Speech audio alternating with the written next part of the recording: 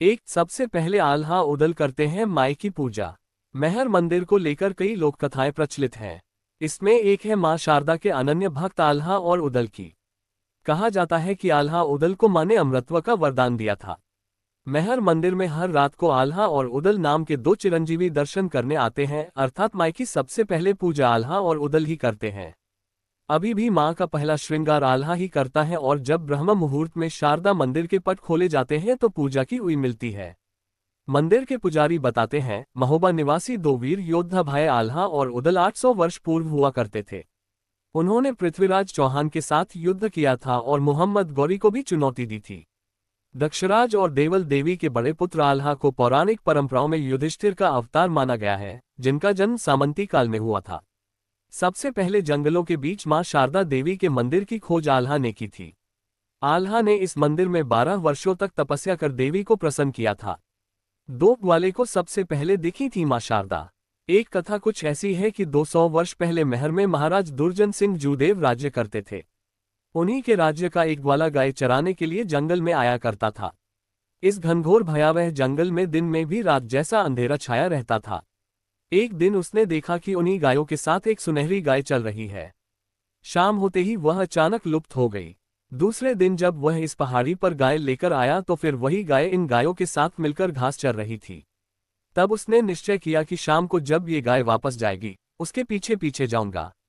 गाय का पीछा कर रहे ग्वाले ने देखा कि वह ऊपर पहाड़ी की चोटी में स्थित एक गुफा में चली गई और उसके अंदर जाते ही गुफा का द्वार बंद हो गया।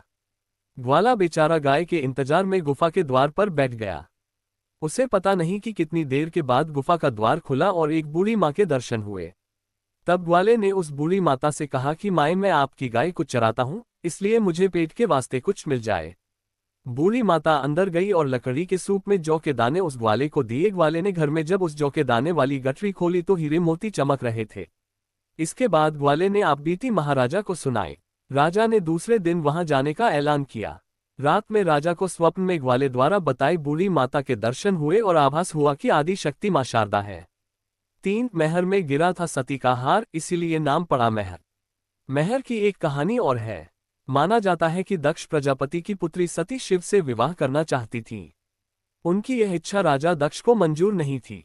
फिर भी सती ने अपनी जिद पर भगवान शिव से विवाह कर लिया। एक बार राजा दक्ष ने यज्ञ करवाया। उस यज्ञ में ब्रह्मा, विष्णु, इंद्र और अन्य देवी देवताओं को आमंत्रित किया, लेकिन जमाता भगवान शंकर को नहीं बुलाया।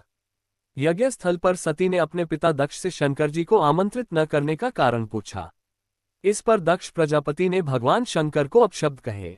अपमान से दुखी होकर सती ने यज्ञ अग्निकुंड में कूदकर अपनी प्राणाहुति दे दी। भगवान शंकर को जब इस दुर्घटना का पता चला तो क्रोध से उनका तीसरा नेत्र खुल गया। ब्रह्मांड की भलाई के लिए भगवान विष्णु ने सती के शरीर को 52 भागों में विभाजित कर दिया। जहां भी सती के अंग गिरे वहां शक्तिपीठों का निर्माण हुआ। अगले जन्म में सती ने हिमवान राजा के घर पार्वती के रूप में जन्म लिया और घोर तपस्या कर शिवजी को फिर से पति रूप में प्राप्त किया। माना जाता है कि यहाँ पर माता का हार गिर गया था, इसलिए भक्तों की आस्था दिन प्रतिदिन भक्त माता रानी के दर्शन करने जाते हैं। मां शारदा अपने सभी भक्तों के कष्ट दूर करे और उनकी मनोकामनाएं पूर्ण करे। जय माता दी।